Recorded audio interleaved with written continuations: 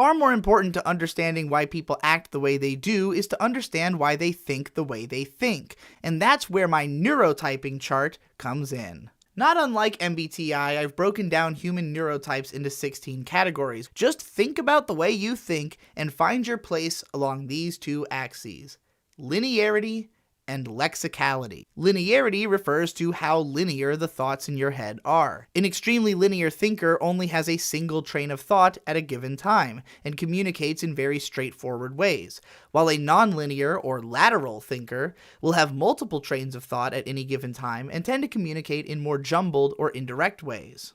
Lexicality refers to how much a person's understanding depends on the ability to codify ideas using specific language. A lexical thinker will only understand things which can be put into words, refusing to acknowledge understandings which haven't been codified.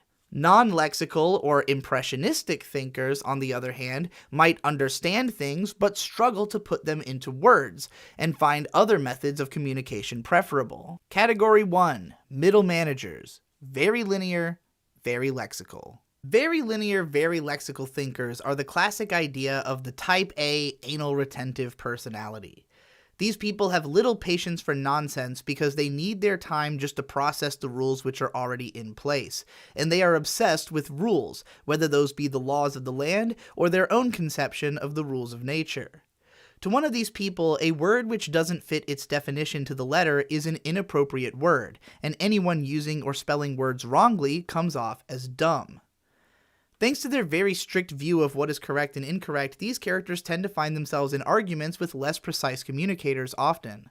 Middle managers with more relaxed attitudes will likely just blow off and ignore much of what they see as the nonsense coming out of the mouths of their less lexical friends.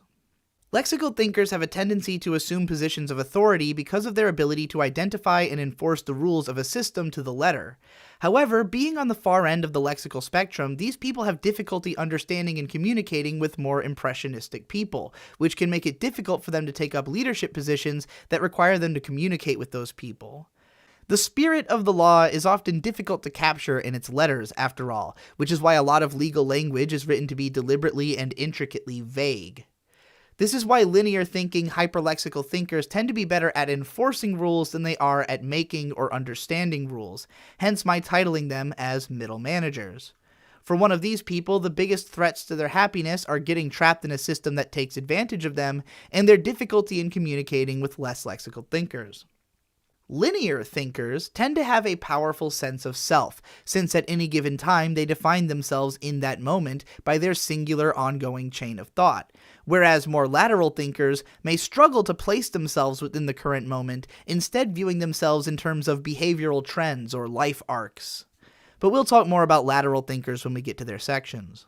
Category 2. Brooders. Fairly linear, very lexical. While similar for the most part and kind of hard to distinguish from the previous category, especially when we're talking about anime characters who tend to be presented with more extreme personalities, the distinguishing factor of a less linear thinker would be their ability to step outside of themselves, granted to them by the increase in number of simultaneous trains of thought. People in this category make for good doctors, lawyers, and killers, because of the increased distance they can put between themselves and their actions or the consequences thereof, while still functioning in highly lexical contexts. Category 3. Technicians. Fairly lateral, very lexical. Technicians are one of the more common types of characters found in anime, likely because many fans and creators of anime fall into this category. Technicians are usually thinking about a few unrelated things at once, but they still very clearly understand those things in lexical terms, which makes them great for jobs that involve keeping track of huge amounts of data in service of developing a greater whole, such as coding, accounting, and even most styles of animating, given it requires drawing the same thing over and over with slight variations while keeping track of how they affect the whole of the cut. Category 4. Human calculators. Very lateral, very lexical. The more data which a human mind can process at once, and the more lexically it understands that data, the closer it comes to functioning like a human calculator. A more lateral view of the world tends to be much more complex than a linear one, and a more lexical view tends to be much more specific, meaning that these people consider the world to operate under a very complex and particular set of rules which they are very serious about following. Human calculators, like any hyperlateral thinkers, are recognizably autistic to just about anyone regardless of their IQ. As someone's worldview becomes increasingly specific and alienating thanks to the breadth of their perspective, they are harder and harder for anyone else to relate to. The more autistic someone is, the less likely others are to be able to parse the specifics of their worldview, and may at best be able to grasp the broad strokes of their perspective. Category 5. Reasonable people. Very linear, fairly lexical. While linear thinkers are usually very straightforward in their communication, that doesn't mean that they can only ever communicate things through words. In fact, I would argue that the human brain was fundamentally designed to be able to understand things without the use of language. Lexical thinkers aren't incapable of harboring impressions somewhere within their minds, but those impressions lack any concrete sense of meaning to them until they are able to be codified somehow. Reasonable people, on the other hand, while still mostly relying on language to communicate, are more capable of listening to their gut and considering the validity of ideas which they have yet to fully codify, even if they may continue working towards codification. Category 6. Caretakers. Fairly linear, fairly lexical. The 4 categories in the center of the chart are inevitably some of the rarer ones to find in anime simply because it is almost required to employ some nuance in their characterization to keep them from coming off as more fringe personalities. When I first created this category and called it Caretakers, I initially second-guessed the classification, thinking it too specific, and yet every anime character I could find who fit this category could also perfectly be described by the word caretaker in some sense, which either means that it's the only context anime has found to employ this neurotype, or that people of this neurotype are just intrinsically predisposed to caretaking roles. Considering their placement on the chart, it kind of makes perfect sense, because they're in the best position out of any neurotype to be able to understand people of the largest different number of other neurotypes, and to help organize and codify those people's ideas. They can step outside of themselves thanks to their more lateral thinking, and they are understanding of more impressionistic ideas because they aren't purely lexical thinkers themselves. Yet their relative linearity and lexicality makes their minds a lot more organized than less linear or less lexical thinkers. Category 7. Quick-witted, fairly lateral, and fairly lexical. While you may think that being in one of the central squares would mean that quick-witted people have just as easy a time getting along with others as caretakers, this isn't necessarily the case, as more lateral thinkers will inevitably come to have much more specific and complex worldviews than more straightforward thinkers. While they still do have more of an ability to understand and communicate with people across a larger chunk of the chart than most hyperlexical thinkers do, it is likely that the perceived cleverness of these quick-witted types will be relative to their audience. Category 8. Analysts. Very lateral and fairly lexical. Not unlike quick-witted, analysts are common in anime because it's a common neurotype of anime creators and fans. While a lot of these people may feel like human calculators with the sheer amount of information constantly bouncing around in their heads, most people aren't quite as hyperlexical as the people we talked about in the previous column, especially if they are, again, interested in an inherently somewhat non-lexical medium. It is precisely that slight impressionistic slant which creates the analyst, out of their desire to attempt to codify that feeling as lexically as possible to get the best understanding they can. While a living calculator is unlikely to trifle itself with considering yet unproven possibilities, analysts will gain a sense of something before they have the ability to codify it, and then work towards the ability to do so. Category 9. Clear-sighted. Very linear, fairly impressionist. Impressionistic understanding is often referred to as emotional or non-verbal understanding, including in this video for the sake of variety and ease of understanding. But neither of those is quite accurate. Lexical thinking does not mean thinking in words, per se, but thinking with lexemes, i.e. the units of a lexicon. You may have heard analysts refer to the idea of a visual lexicon before, referring to images which become lexemes within the visual language of a medium, which are then repeated by an artist or by other artists.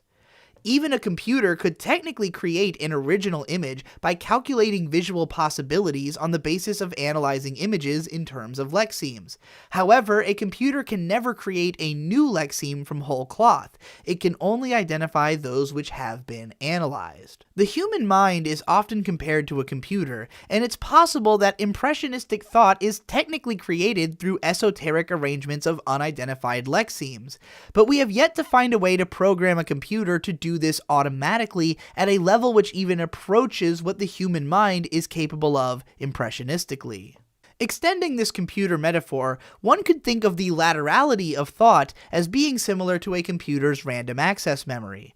However, whereas a computer has to be commanded to use its RAM, a human has to make an extreme concerted effort through meditation to shut it off. Likewise, while you can give a computer a set of broad parameters within which it can randomize lexemes to create technically original work, an impressionistic thinker just simply does think in this seemingly non-lexical way at all times. Like, imagine if when they coded the Brave browser, the computer had then just created the logo for it entirely on its own based on the impression that it got from the code. That would be impressionistic thinking. But this doesn't mean that impressionism has to manifest itself as art. It can be manifested physically, emotionally, and even lingually just as easily, and we'll see characters who manifest their impressionist thoughts in many different ways as we proceed. A fairly impressionist but linear thinker will still communicate largely through words, but be much more likely to use imprecise and impressionistic language or even sound effects and non-verbal expressions in conversation. Because these kinds of people tend to live in the moment, they don't likely have the patience for art, and will more likely prefer to express themselves physically through activities like sports or adventure. Category 10. Room brighteners. Fairly linear, fairly impressionist. Room brighteners fulfill a similar role to caretakers for the same reason of being very close to the highest number of different neurotypes.